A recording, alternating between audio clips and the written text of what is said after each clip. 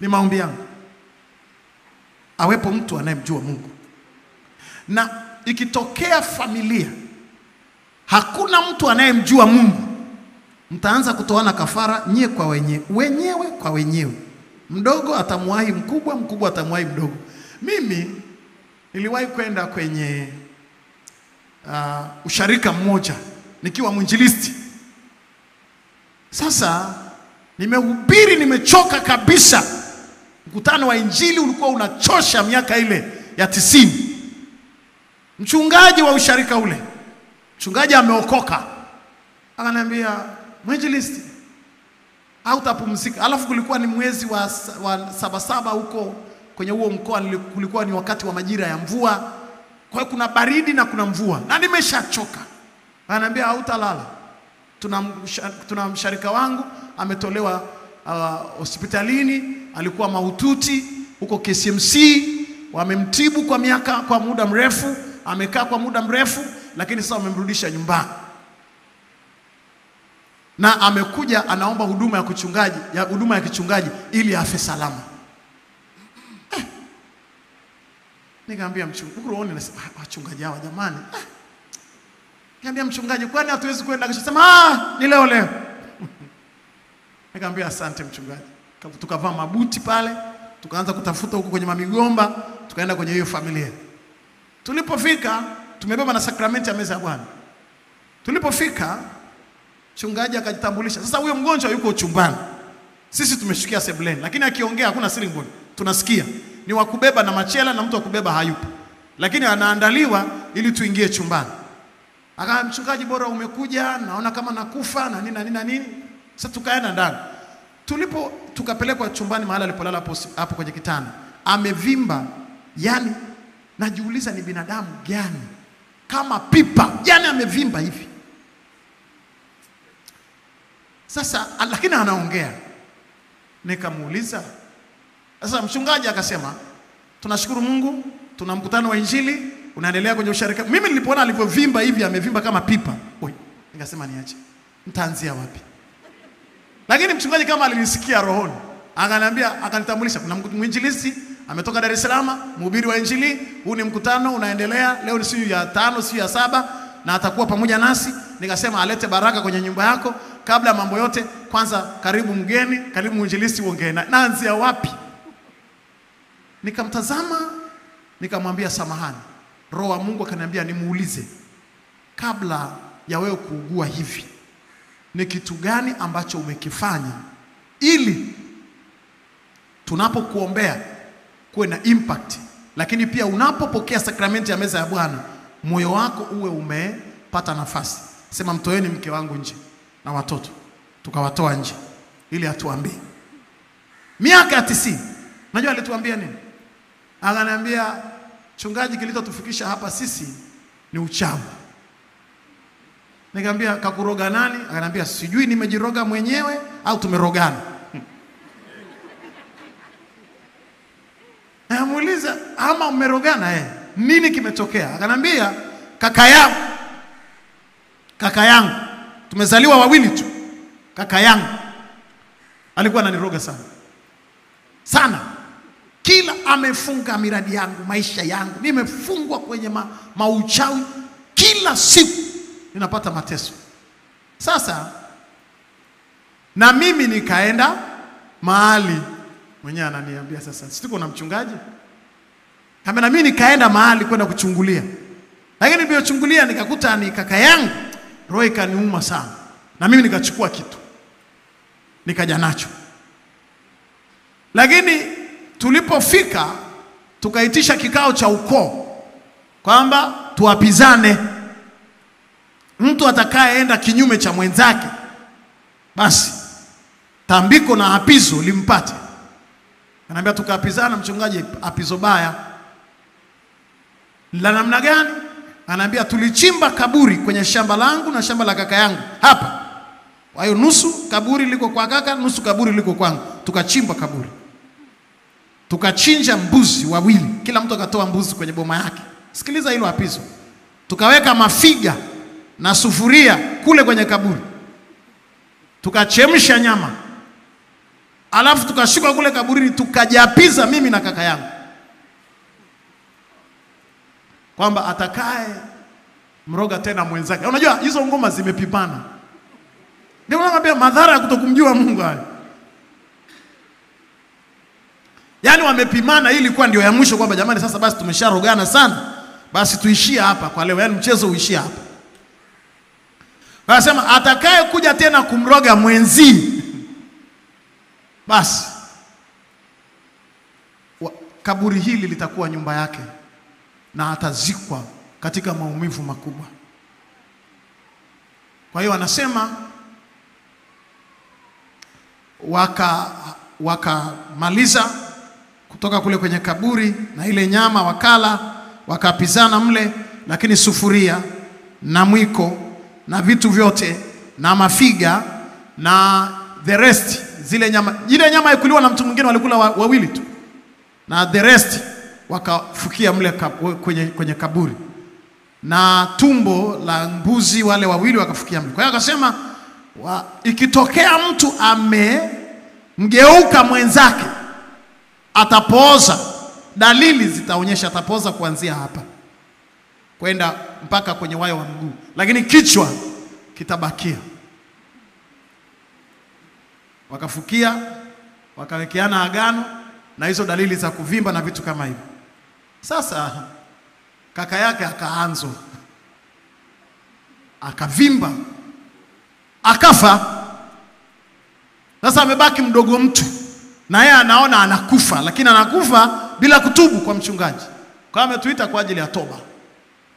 Na akaeleza hayo, akasema sasa, nikamwambia sasa wewe kama huku kaka yako alirudiwa, alienda kweli, akaenda akarudiwa na akafa, wewe si hukwenda? Anambia hata nilikuja kwenda.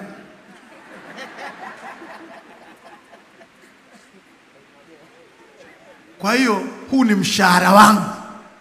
Mshahara wa dhambi ni mauti. Kwa hiyo mchungaji, tumeapizana, lakini naomba Mungu anisamehe na naomba unipe chakula cha Bwana. Usiniombee kuishi kwa sababu sitaishi, kufa nitakufa tu. Kwa kuwa ni agano baya mno la kaburi. Hatuwezi kurudi nyuma. Kaka yangu ameshakufa na mimi nitakufa tu. Kwa hiyo hata kule KSMC niambia mtakula hela zangu bure, nirudisheni nyumbani nikafe. Okay. Tukamwambia sawa.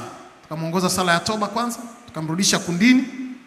Alafu mchungaji akatoa sakramenti ya meza ya Bwana, tukamuombea. Tukamwambia Mungu wetu ni Mungu anayesamehe dhambi. Kwa kuwa umemjua Mungu, utaishi. Akasema hata sio rahisi. Ushamwombeaga mgonjwa mbishi, ametenda dhambi mpaka anajua kufa sasa ni halali yangu. Kwa hiyo tukamwambia utaishi. Tukaondoka, karudi nyumbani, tukaendelea na mkutano, nikamaliza. Miezi mitatu baadaye, hajafa bado. Miezi mitatu baadaye ameparalyze. Uvimbe ule ukaanza kupungua, lakini si kwamba ana nafuu. Miezi mitatu baadaye kukatokea kiroboto kwenye kitanda chake, kwenye godoro. Kiroboto kikang'ata hapa kwenye uti wa mgongo. Hakuwahi kusikia maumivu, lakini akasikia kwa mara ya kwanza. Mungu alipeleka daktari bingwa kiroboto. Mungu jamani, pigieni makofi yanayoeleweka. Sio lazima upelekwe India. Mungu akituma daktari kiroboto, sawa. Wachaga wa Marangu, kiroboto kang'ata hapa kwenye uti wa hapa, kisawa sawa, kashtuka. Kikang'ata tena, nasema kusikia nasikia, lakini mkono nani atanisaidia kuondoa? Kiroboto kikang'ata tena. Anasema kikang'ata tena. Nyie hamjui viroboto, sasa mmekulia mjini. Wachache tunajua ambao ni library ya Afrika. Sisi ni mabaki wa Afrika bwana. Hebu punga mkono kama kuna mabaki. Wako wapi wanaojua kiroboto na kinavyong'ata vibaya? Wachache ndio mabaki ya Afrika sisi. Nyie mnajua viroboto, mtavijulia wapi? Mkulia Masaki, Michael Chen. Siku hizi Michael Chen haitu tena Michael Chen, naitwa Michael China. Shauri yenu. Halo, kiroboto kikang'ata tena. Akasema, akaita mke wake mara ya kwanza aje amsaidie. Mke wake alikuwa mbali, hakuja. Kaita mara ya pili, hakuja. Mara ya tatu yani akang'atwa tena vibaya mno. Akasema, ningekuwa na mkono Mungu kama zamani, ningejikuna mwenyewe, lakini siwezi. Akang'atwa tena, akainua mkono huo ukaenda. Akaona akapiga yowe.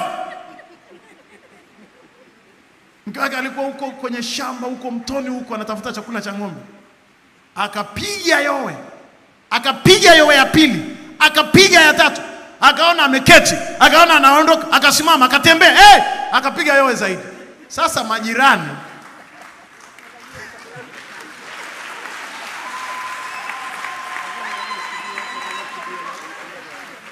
majirani kwa kuwa wanajua nyumba ile ina mgonjwa na tayari yowe imeshapigwa kavu ya kiume, na mke wake amesikia kule, mke wake akaamini kuna mtoto, kuna jirani mwanaume amekuja amekuta ngoma azaitie mgima Wasambaa wanasema, au marehemu ameitwa.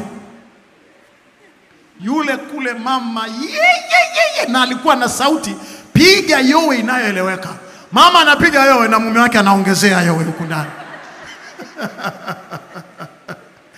Mume wangu umeniacha. Hivyo anapiga mayowe, anakusanya migomba huko, anakusanya masago yowe ya kutosha. Majirani wakapokea yowe. Mgonjwa sasa ameondoka kule ndani kitandani, amejisogeza, amepiga yowe na ile furaha anavyoona anatembea, mwisho amezimia kwa furaha.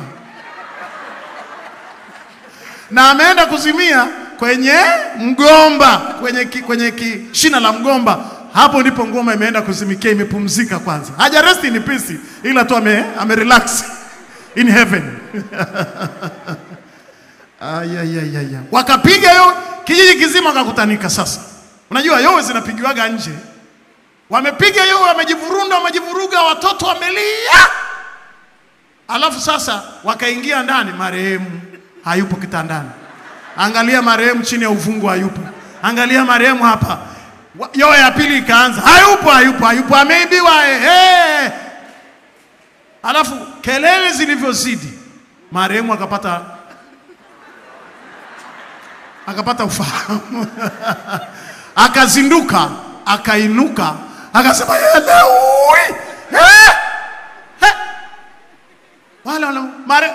wewe kwanzia mke wake alipotimua mbio, utaamini kama alikuwa anamlilia marehemu.